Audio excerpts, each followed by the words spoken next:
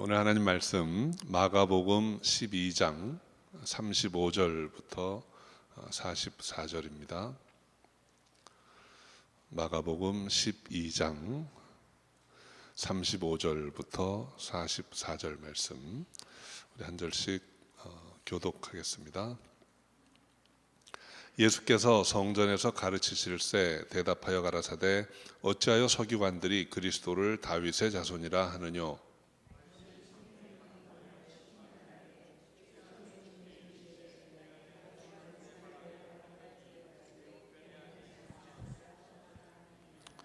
다윗이 그리스도를 주라 하였은즉 어찌 그의 자손이 되겠느냐 하시더라. 백성이 즐겁게 듣더라.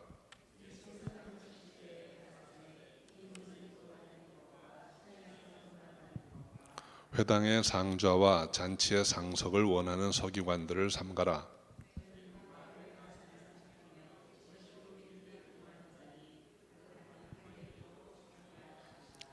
예수께서 연보궤를 대하여 앉으사 무리의 연보궤에 돈 넣는 것을 보실새 여러 부자는 많이 넣는데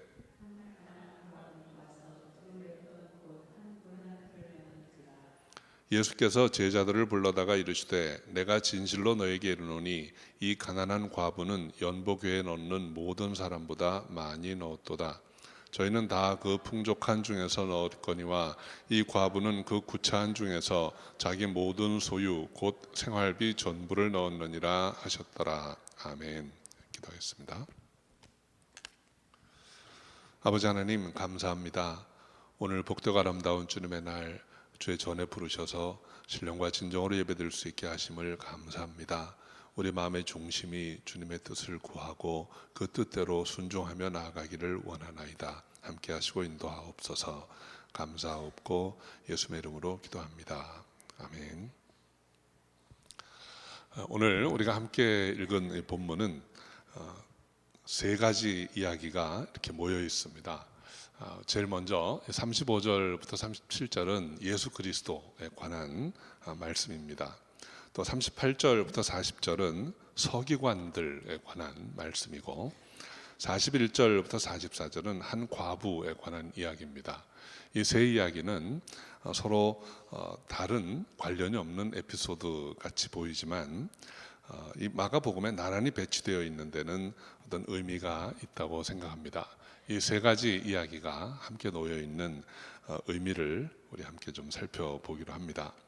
먼저 35절 7절은 그리스도가 누구신가에 관한 말씀으로 시작됩니다. 주님께서 왜 이 말씀을 하셨는가 하는 이유를 우리가 함께 좀 생각해 봅니다. 마가복음 12장의 앞의 문맥을 보면 세 번에 걸쳐서 유대의 지도자들이 예수님을 시험하신 내용입니다. 첫 번째는 바리새인들이 시험한 것이죠. 가이사에게 세를 바치는 것이 가하니까 불가하니까 황제에게 세금 바치는 게 옳은 일입니까? 라고 물었습니다. 그것은 예수님을 올무에 빠뜨리려는 그런 악한 의도를 가진 질문이었습니다. 두 번째는 사두개인들의 시험입니다. 부활에 관해서 아주 특이한 예를 들어가지고 7 형제가 있는데 후사를 낳지 못하고 다 죽으면 이제 천국 가면 누구의 아내가 돼야 됩니까? 하면서 아주 부활에 관한 논쟁을 일으키려고 어떤 의도를 가지고 악한 의도를 가지고 예수님을 시험했던 것이죠. 세 번째는 서기관의 시험입니다. 모든 계명 중에 어떤 것이 첫째입니까? 라고 이렇게 비교급으로 물어보았습니다. 이 세 가지 질문은 모두 아주 애매한 질문들입니다. 그래서 예수님을 곤경에 빠뜨리려고 했던 것이죠. 바리새인과 사두개인 그리고 서기관이 무엇 때문에 예수님에 대해서 적대감을 갖고 예수님을 시험하려고 한 것일까요? 그 이유는 정말로 그분이 누구신지 모르기 때문입니다. 그들이 정말로 예수님이 하나님의 아들이신, 더 나아가서 육신을 입고 이 땅에 오신 하나님이시라는 것을 알았다면 아마 이들은 이렇게 하지 않았을 거예요. 이 사람들은 성경을 다 잘 아는 사람들입니다. 바리새인들 성경 잘 아는 사람들입니다. 율법을 아주 금지옥엽처럼 생각하고 지키려고 했던 사람들이에요. 또 사두개인들은 성전에서 매일 제사를 주관하면서 하나님을 누구보다 잘 섬긴다고 생각했던 사람들입니다. 서기관들은 성경을 필사하고 성경을 가르치고 하나님의 뜻을 그 누구보다도 많이 안다고 생각했던 사람들입니다. 그런데 그 사람들이 실상은 예수가 누구신지 몰랐다는 것이죠.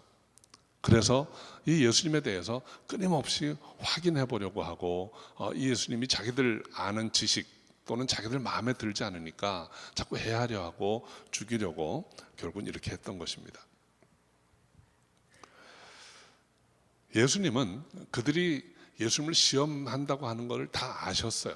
이들이 이런 질문하는 것이 시험하려고 하는 것인 줄 아셨습니다. 그런데 예수님의 반응을 보면 이들을 탓하거나 이들을 꾸지람하거나 이들에게 화를 내거나 이렇게 하지 않으셨어요. 답을 해주십니다. 바리새인들이 물었을 때에는 가이사에게 세금을 내는 것이 옳습니까? 라고 물었을 때 예수님 하신 답변이 무엇입니까? 가이사의 것은 가이사에게, 하나님의 것은 하나님에게. 예수님은 그들에게 아주 꼭 맞는, 꼭 필요한 답을 해주세요. 크리스찬이 어떻게 살아야 할 것인지, 하나님의 백성들이 어떻게 살아야 하는지를 분명히 가르쳐 주십니다. 두 번째, 그 부활에 관한 문제를 가지고 예수님을 시험하려고 했을 때에도 예수님은 화를 내지 않으셨어요. 너희가 모르는구나. 하나님의 뜻도 모르고 성경도 모르는구나. 그러면서 뭐라고 답을 해주십니까? 부활하면 그곳에는 결혼하지 않는다. 그리고 하나님은 산자의 하나님이시다. 이렇게 아주 성의껏 꼭 필요한 것을 가르쳐 주십니다. 서기관이 어떤 것이 제일 큰 계명입니까? 라고 물었을 때에도 내가 율법의 의미를 모르는구나. 율법이라고 하는 것은 하나님 우리에게 주신 이유는 하나님을 사랑하고 이웃을 사랑하라고 주신 것이다. 너희가 그렇게만 할 수 있다면 율법 다 지키는 거다. 거기에 어떤 게 첫째고 둘째고 그런 개념이 없다라는 거예요. 예수님이 아주 친절하게 가르쳐 주십니다. 그리고 오늘 본문에 이르는 거예요. 아마 예수님이 마음에 그렇게 아주 단단하게 생각을 하신 것 같아요. 이 사람들이 내가 누구인지를 정말 모르는구나. 가르쳐 줘야 되겠다. 해서 오늘 말씀을 하십니다. 그래서 오늘 예수님이 하신 말씀은 바로 그분이 누구신지를 설명해 주시려는 거예요. 그분의 정체성이 무엇인지를 이 사람들에게 알려주려는 것입니다. 35절 말씀 우리 함께 읽어봅니다. 예수께서 성전에서 가르치실새 대답하여 가라사대 어찌하여 서기관들이 그리스도를 다윗의 자손이라 하느뇨. 대답하여 가라사대 그랬는데 사람들이 뭘 질문했는지 본문에 나오지 않습니다. 근데 우리가 충분히 미루어 짐작할 수가 있습니다. 유대인들은 이제 하나님의 나라가 도래한다는 개념을 늘 가지고 있었어요. 근데 그것은 다윗의 왕국이 회복되는 것이라고 생각했습니다.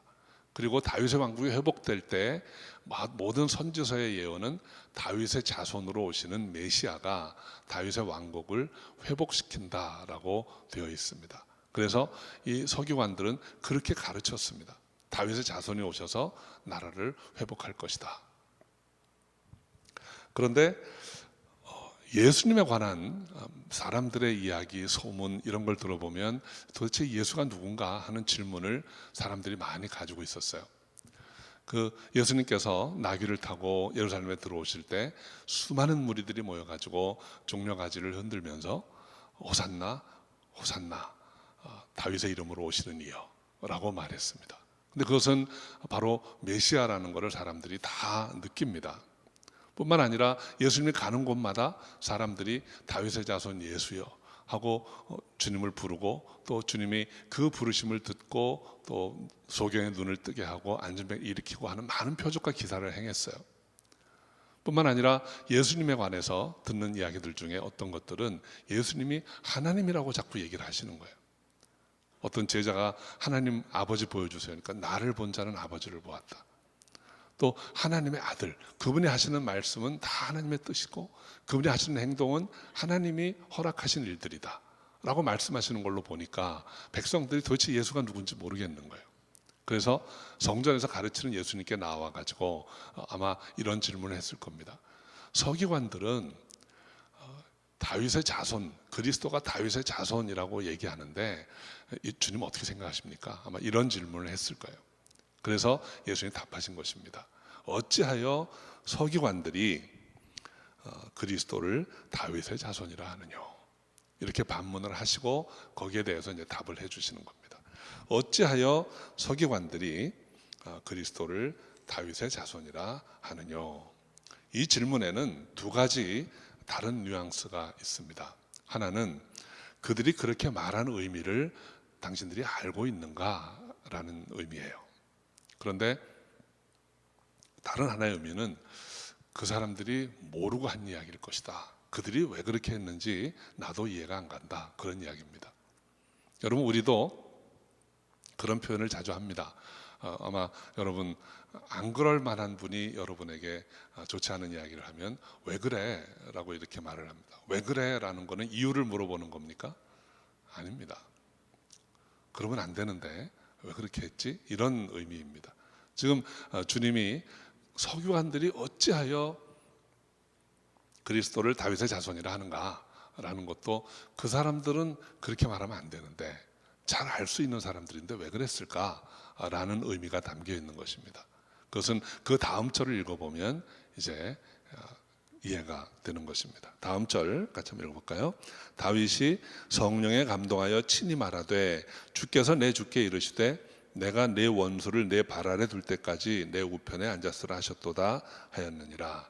37절 다윗이 그리스도를 주라 하였은즉 어찌 그의 자손이 되겠느냐 하시더라. 백성이 즐겁게 듣더라. 예수님께서 36절에 하신 말씀은 시편 110편 1절 말씀을 인용한 것입니다. 주께서 내 주께 이르시되 내 원수를 내 발 아래 둘 때까지 너는 내 우편에 앉았으라 이렇게 했다는 거예요. 거기서 처음에 나오는 주께서라는 주라는 말은 원어 성경을 보면 여호와 하나님이에요. 그러니까 여호와 하나님께서 두 번째는 내 주께 이르시기를 하되 내 주께, 내 주라는 말은 아도나이라는 말입니다. 그리스도를 가리킵니다. 그리스도께 여호와 하나님께서 그리스도께 말씀하시기를 원수를 발 아래 둘 때까지 너는 내 우편에 앉았으라 이렇게 말씀하셨다는 거예요. 그러니까 그리스도를 다윗이 나의 주님이라고 불렀다는 거죠. 그러니까 어떻게 그 주님이 다윗의 자손이 될 수 있겠느냐라고 반문하신 주님이 말씀하신 그것입니다 라고 동의를 합니다. 그러자 예수님께서 이 서기관을 칭찬하세요. 34절을 보면 그가 지혜롭게 답하는 것을 보고 하나님 나라가 내게서 멀지 않다 이렇게 말씀해 주십니다. 예수님께서 이 서기관을 칭찬하신 경우는 아주 드문 경우입니다. 여러분, 바리새인이나 서기관들은 예수님께 주로 어떤 이야기를 듣습니까? 독사의 자식, 소경, 하나님의 뜻을 전혀 알지 못하고 엉뚱한 곳으로 백성들을 이끌어가는 그런 사람들로 주로 말씀하셨는데 오늘은 내가 하나님 나라에 멀지 않다. 참 지혜롭구나. 이렇게 답을 해 주셨어요. 그만큼 이 말씀은 진리의 말씀인 것입니다. 우리 예상성도 여러분, 우리가 하나님을 마음을 다하고 목숨을 다하고 뜻을 다해서 사랑하시기를 주의 이름으로 축원합니다. 그리고 이웃을 내 몸과 같이 여러분이 자신을 사랑하듯 사랑하시기 바랍니다. 이것이 율법이 우리에게 기대하는 것입니다. 이렇게 사랑하면 모든 율법을 다 지키는 것이라고 했습니다. 그러면 우리가 어떻게 이렇게 온전히 하나님을 사랑할 수 있고 이웃을 사랑할 수 있겠습니까? 저는 오늘 이 하나님을 사랑하는 것, 이웃을 사랑하는 것이 구체적으로 어떤 것인지를 여러분과 함께 좀 생각해 보려고 합니다. 첫째로 내 마음을 다하고 목숨을 다하고 뜻을 다하고 힘을 다해서 주 너의 하나님을 사랑하라 이렇게 했습니다. 아주 중요한 단어가 나옵니다. 목숨을 다하고. 이것이 사랑의 정의입니다. 한마디로 죽도록 생명 내놓고 사랑하라 하는 것입니다. 하나님은 왜 우리에게 이런 고난도의 사랑을 명령하신 것일까요? 왜 이런 차원의 사랑을 요구하신 것일까요? 첫째는 그분이 그렇게 하셨기 때문입니다.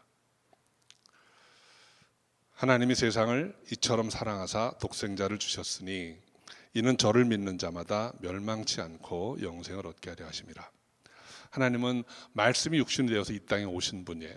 그리고 우리를 위해서, 이 세상을 위해서 십자가의 고난을 통해서 우리를 구원하신 분입니다. 생명을 다해서, 목숨을 다해서 우리를 사랑하신 분이세요. 그래서 우리에게 생명을 주신 분입니다. 그리고 생명 얻은 우리에게 이제 그 말씀을 하는 거예요. 너도 목숨을 다해서, 뜻을 다해서 나를 사랑하라. 여러분, 이 말씀을 좀 이해를 하셔야 합니다. 사람은 자기가 정말 사랑하는 사람에게 사랑받기를 원합니다.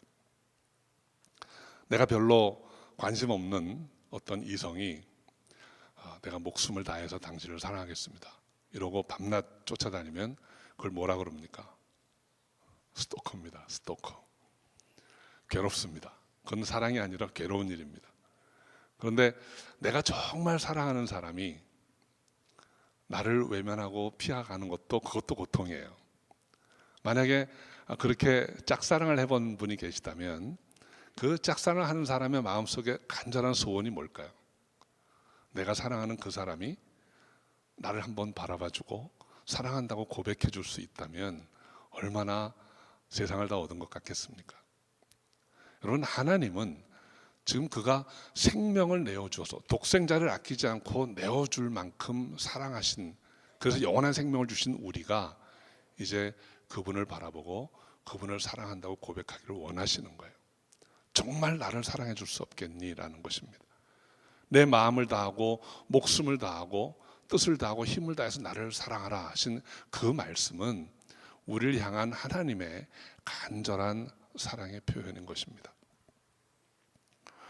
두 번째는 그렇게 하는 것이 우리에게 좋은 것이기 때문입니다. 우리 예상성도 여러분, 사람들은 누구나 주어진 삶에서 크고 작은 목표들을 다 이루어가면서 살아갑니다. 제가 어느 한 성도님 이야기를 들었어요. 아이를 낳으니까 세상을 얻은 것 같은데 아이가 제발 좀 말 좀 하면 좋겠다.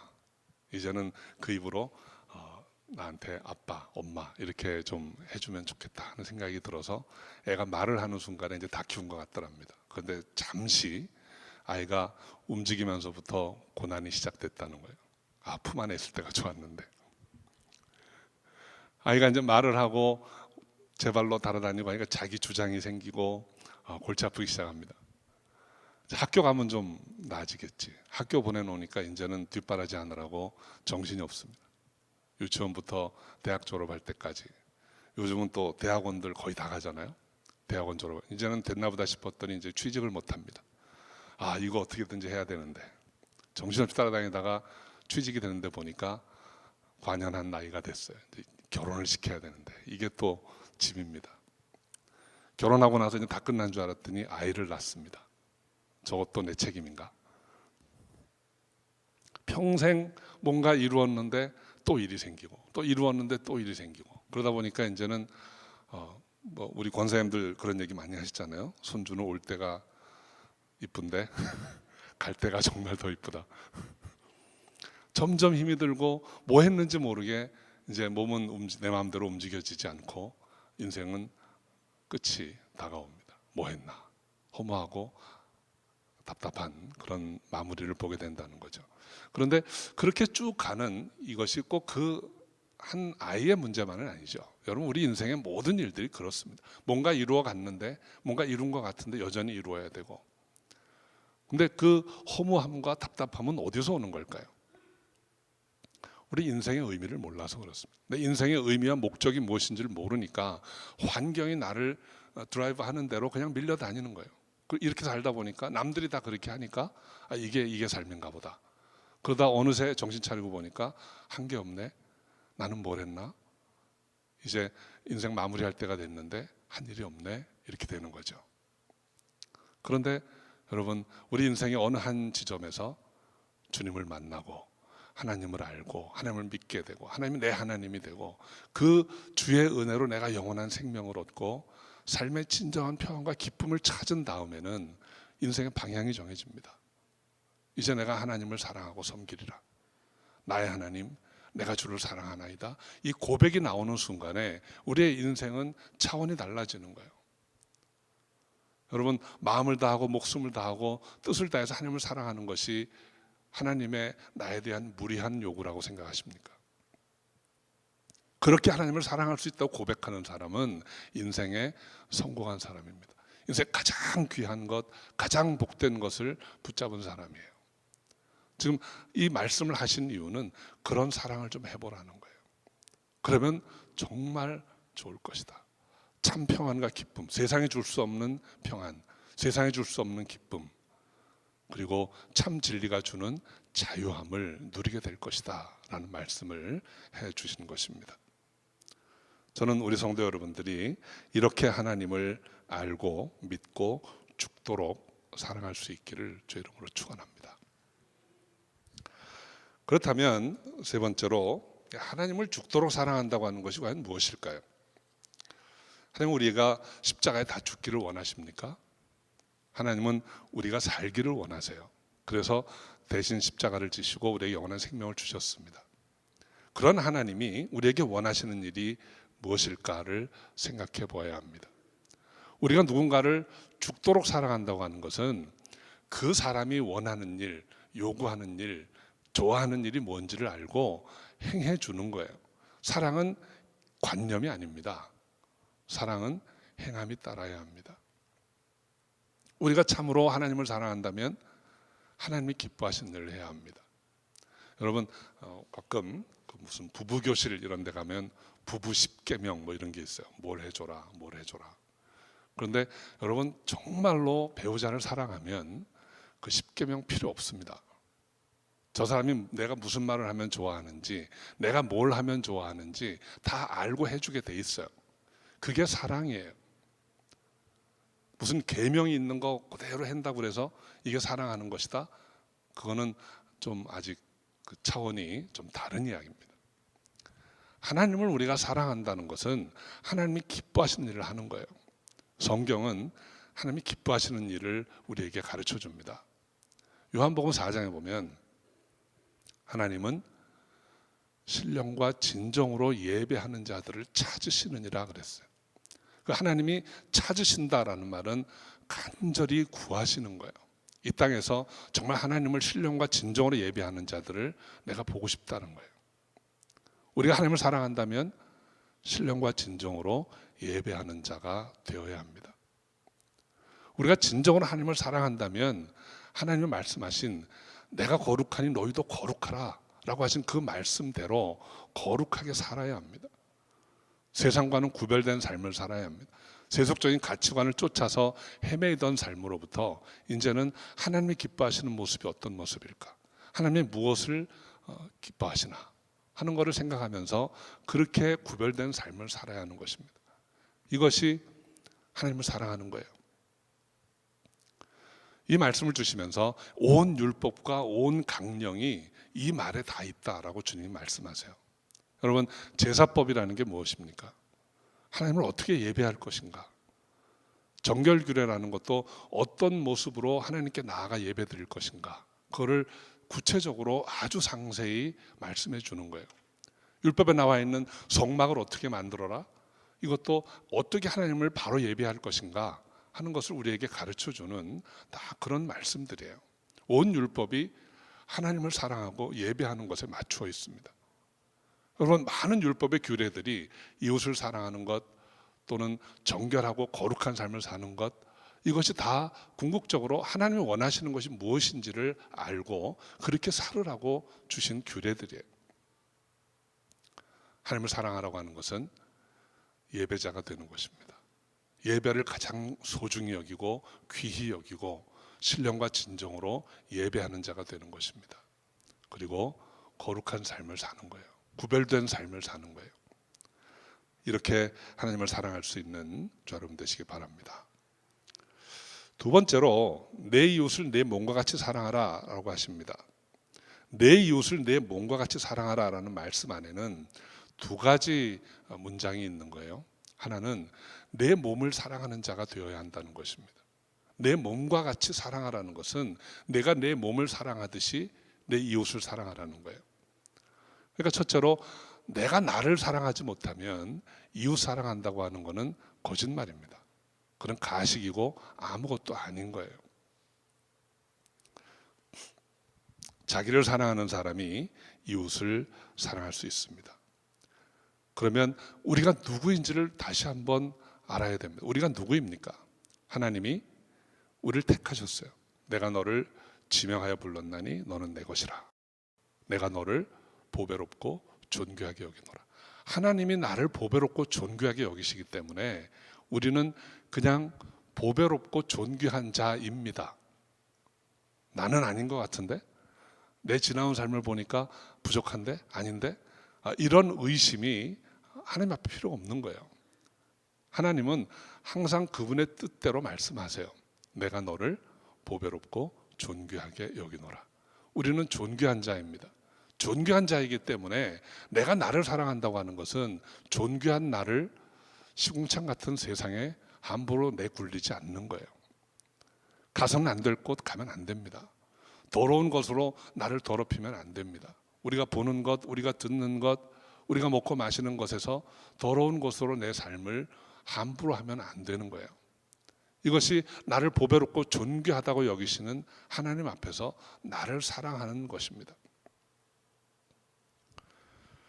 자신에 대해서 절망하거나 실망하는 것 또는 과거의 내 모습 때문에 어떤 부분 접어두고 포기하고 용서하지 못하고 사는 것, 이것도 나를 사랑하지 않는 거예요.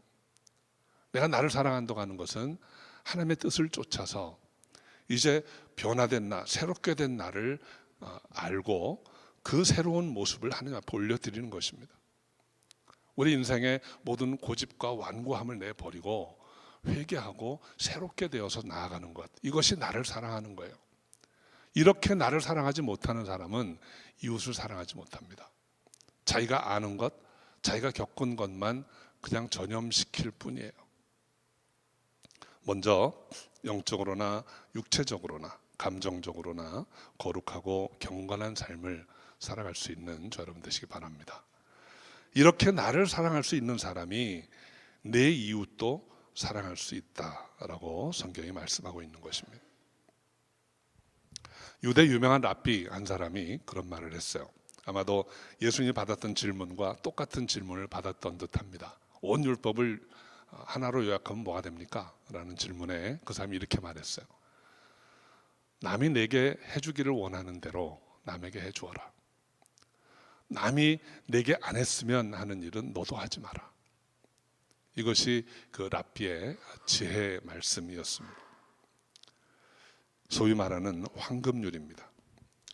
율법의 많은 조항들은 이웃과의 관계를 규정합니다. 내가 나를 사랑하는 것처럼 정말 상대가 나인 것처럼 이해하고 그에게 필요한 것을 섬겨주고 도와주라는 거예요. 하나님이 내게 베푸는 많은 은혜, 그 은혜들을 나누면서 살라는 것입니다. 그런데 여러분, 우리가 공동체 안에서 남을 해하지 않고 섬기는 데에는 한계가 있습니다. 어떤 때는 정말 최선을 다해서 하는 것 같은데 어떨 때는 똑같은 그 사람이 엉뚱한 일을 하고 엉뚱한 이야기를 하고 해코지를 할 때도 있어요. 우리가 살아가면서 자주 경험하는 일들입니다. 우리가 이웃을 진정 사랑한다면 그에게 가장 귀한 것, 소중한 것을 해줄 수 있어야 합니다. 여러분, 우리가 아무리 많은 것으로 섬기고 좋은 말을 해주고 위로하고 같이 슬퍼해주고 한다 한들 하나님이 우리에게 베푸시는 은혜 중에 아주 일부분만 흉내를 낼 뿐입니다. 유대 탈무드에 보면 그런 얘기가 나옵니다. 정말 자녀를 사랑하면 자녀에게 물고기를 주지 말고 물고기 잡는 법을 가르쳐 주라 그랬어요. 우리가 이웃을 내 몸처럼 사랑하는 것에 많은 부분은 그냥 물고기를 주는 것입니다. 때로는 동정심으로, 때로는 사랑하는 마음으로 하나님이 베푸시는 은혜 중에 아주 작은 것 몇 가지를 해줄 뿐이에요. 우리가 이웃을 진정 사랑해 줄 수 있는 최상의 것은 무엇일까요? 하나님의 은혜를 알게 하는 거예요. 우리가 정말 이웃을 사랑한다면 그 이웃에게 하나님의 은혜를 전해줄 수 있어야 합니다. 하나님 믿고 예수 그리스도를 믿고 영원한 생명을 얻고 세상에 줄 수 없는 평안과 기쁨을 맛볼 수 있게 해준다면 그것이야말로 이웃을 사랑하는 가장 귀한 일이 되는 것입니다. 우리 사랑하는 성도 여러분, 하나님을 목숨을 다해 사랑하라고 했습니다. 그것은 신령과 진정으로 드리는 예배자가 되는 것입니다. 하나님을 전적으로 전심을 다해 사랑한다고 하는 것은 그분의 뜻을 쫓아서 내 삶의 거룩함, 정결함을 지키는 거예요. 우리가 이웃을 사랑한다고 하는 것은 이웃을 사랑하기 전에 먼저 나를 돌아보라는 것입니다. 내가 나에 대한 바른 인식을 가지고 있는가? 하나님 나를 사랑하시고 나를 존귀하게 여기시는데 나는 내 삶을 함부로 하고 있지 않는가? 내가 지나온 삶 때문에 나를 스스로 포기하고 또는 업신여기고 있지는 않은가? 내 자존감이 바닥에 떨어져 있지는 않는가? 그런 것을 생각해 보아야 합니다. 그리고 내가 하나님 앞에 새로운 피조물로 선다면 이제는 내 이웃에게 내가 그렇게 한 것처럼 하나님의 은혜와 사랑을 나눌 수 있어야 된다는 것입니다. 복음을 전하는 자가 되어야 합니다. 이것이 하나님을 사랑하는 것이고 이웃을 사랑하는 것입니다. 우리 사랑하는 성도 여러분, 하나님 백성은 하나님 뜻대로 살아야 합니다. 하나님의 뜻은 우리를 구원하시고 우리를 복주시되 풍성한 은혜로 복주시는 것입니다. 그 방편으로 우리에게 구약시대에는 율법을 주셨어요. 그리고 오늘 사는 우리에게는 생명의 말씀, 이 복음을 허락하셨습니다. 모든 율법이 우리에게 말씀하는 것은, 그리고 이 복음이 우리에게 말씀하고 있는 것은 우리를 창조하시고 우리를 구원하시고 우리를 복주시는 하나님을 만나라는 것입니다. 그 하나님을 만나서 그 은혜를 기억하고 늘 감사하고 예배하는 자가 되어야 합니다. 그리고 그 예배는 교회 안에서의 예배에 머무는 것이 아니라 삶의 현장으로 나아가서 삶에서 우리의 삶으로 예배를 드리라 하는 것입니다. 이것이 하나님을 사랑하고 이웃을 사랑하는 것입니다. 이렇게 사랑함으로 하나님을 기쁘시게 드리고 하나님께 영광 돌릴 수 있는 저 여러분 다 되시기를 주의 이름으로 축원합니다. 기도하겠습니다.